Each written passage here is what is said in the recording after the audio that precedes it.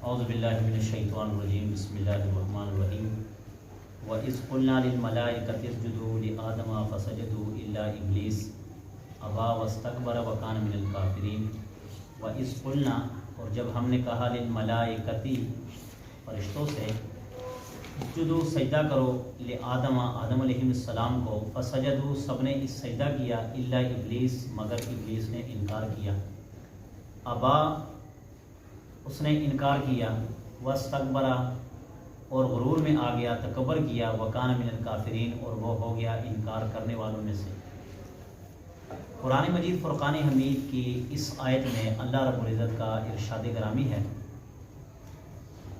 پچھلے آیتوں میں آپ نے دیکھا کہ اللہ رب العزت نے حضرت آدم علیہ السلام کی عزت عظمت اور فوقیت فرشتوں پر کچھ یوں بیان کی کہ اللہ رب العزت نے حضرت آدم علیہ السلام کو لا کر فرشتوں کے سامنے کھڑا کیا اور ان کو بتلایا کہ بھئی وہ نام سارے بتلا دو کہ جو میں نے آپ کو سکھلائے ہیں۔ پچھلی آیت میں پڑھا تھا نا، اور اس سے پچھلی آیت میں یہ پڑھا تھا کہ اللہ رب العزت کے حکم کے مطابق، کیونکہ اللہ کے حکم سے سب کچھ ہوتا ہے، اللہ کے حکم کے بغیر کچھ بھی نہیں ہوتا۔ فرشتوں نے کہا کہ اے آدم اگر آپ سچے ہو ان کنتم صادقین تو اللہ رب العزت نے جو آپ کو نام سکھلائے ہیں وہ سارے کے سارے بتلا دو۔ تو حضرت آدم علیہ السلام نے وہ سارے کے سارے نام فرشتوں کے سامنے بول دیے تھے اور وہ سارا کو سارا سکھلا دیا تھا۔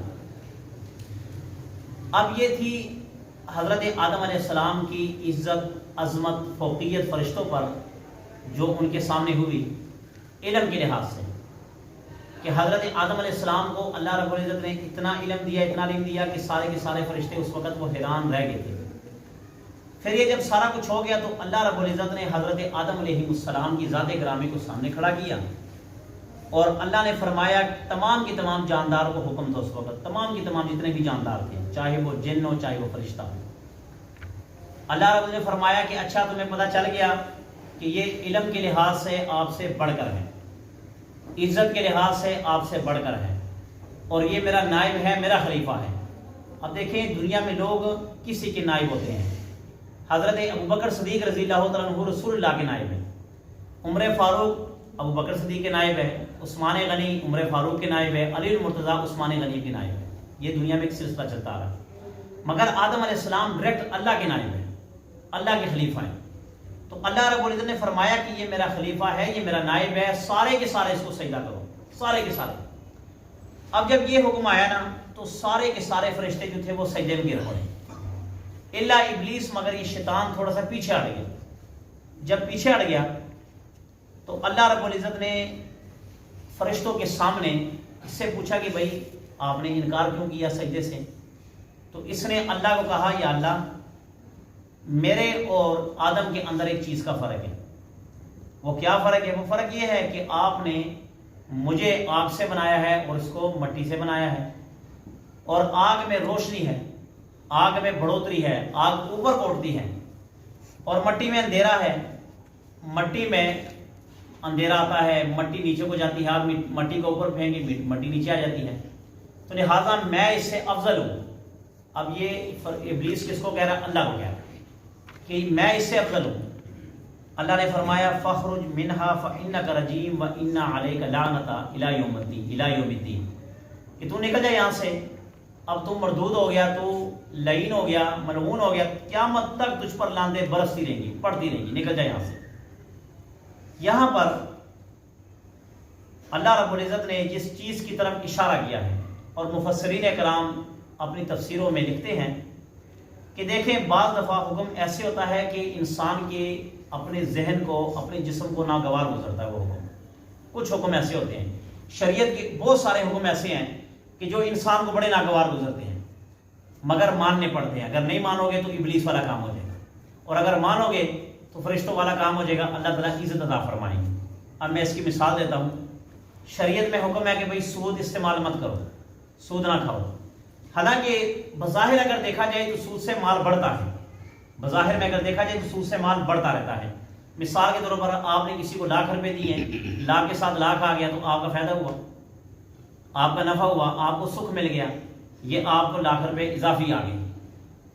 اب شریعت کہتی کہ آپ نے سود نہیں استعمال کرنا، دفع کرو ₹1,00,000 کو، آپ نے اس چیز کو نہیں استعمال کرنا، بس اللہ کی طرف سے حکم آ گیا۔ دوسری طرف شریعت کہتی کہ زکوٰۃ دو. بظاہر میں جو الفاظ استعمال کروں بظاہر میں زکوٰۃ دینے سے صدقہ دینے سے مال کم ہوتا ہے. بظاہر میں آپ صدقہ دو گے زکوٰۃ دو گے مال کیا ہوتا ہے؟ کم ہو جاتا ہے. ٹھیک ہے. اب دیکھو جس طرح مال بڑھ رہا ہے اللہ کہتے ہیں یہ نہیں کرنا، جس طرح مال کم ہو رہا ہے اللہ کہتے ہیں یہ کرنا ہے. اب دیکھو یہ شریعت کا یہ جو حکم ہے نا، یہ مسلمان بظاہر کیا ہوتا ہے کہ ناگواری گزرتی ہے کہ یار میرا مال کم ہو رہا ہے، اس طرح میرا مال کم ہو رہا ہے. ٹھیک ہے. اللہ کہتے ہیں کرو، اس طرح مال بڑھ رہا ہے تو اللہ کہتے ہیں نہ کرو. مگر ماننے میں فائدہ ہے.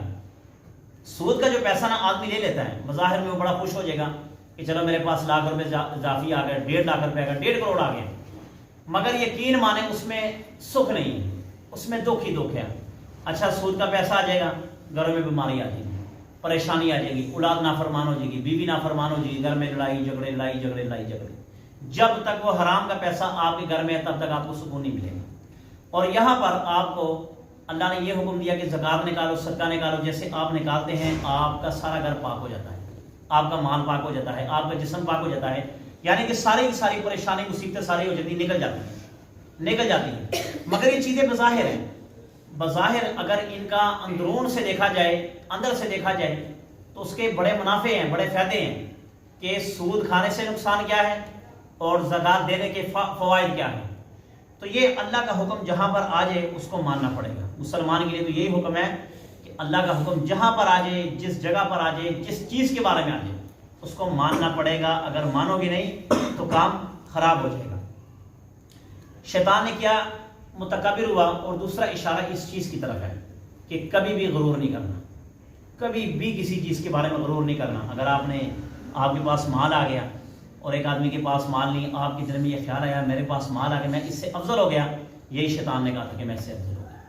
اور جب انسان غرور کرتا ہے نا، تو غرور اتنا برا عمل ہے، کبھی عمل ہے کہ بعض دفعہ جو غرور کرنے والا ہوتا ہے نا، اللہ رب العزت اس کے دل پر ایسا ٹھپا اور ایسی مور لگا دیتے ہیں کہ وہ دوبارہ دین کی طرف پلٹ کر نہیں آتا، کبھی پلٹ کر نہیں آتا. حالانکہ شیطان کی آپ ہسٹری پڑھ کے دیکھیں، شیطان وہ واحد، شیطان فرشتوں میں سے وہ واحد جن فرشتہ تھا کہ جو اللہ رب العزت کی چپے پر عبادت کیا کرتا تھا.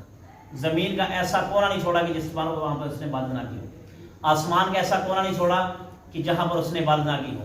اور جب یہ پتہ چلا نا کہ اللہ رب العزت اپنا خلیفہ بنائیں گے، نائب بنائیں گے، مگر سجدہ کرو گے اور ایک ایسا ہوگا کہ وہ سجدہ نہیں کرے گا، اس پر وہ لعنت کا کپڑا اس کے سر پر آگے گر جائے گا، تو یہ لوہے محفوظ کے سامنے کھڑا ہو کر کتنے سال تک اللہ کے سامنے گڑ گڑاتا رہا، روتا رہا، یا اللہ ان میں سے مجھے نہ کرنا، یہ لعنتیوں میں سے مجھے نہ کرنا، یہ اللہ کے سامنے روتا رہا. مگر جب وقت آیا نا، غرور آ گئے تھے. وہ غرور کیا تھا کہ اس کے سامنے اللہ رب العزت کو بنایا، فرشتوں کو کہا مٹی لاؤ، فلاں جگہ سے مٹی لاؤ، فلاں جگہ سے مٹی لاؤ. یعنی کہ مٹی کو لایا گیا، حضرت آدم علیہ السلام کا خمیر گوندا گیا اور اس سے حضرت آدم علیہ السلام کی خلقت ہوئی، آپ کو پیدا کیا گیا.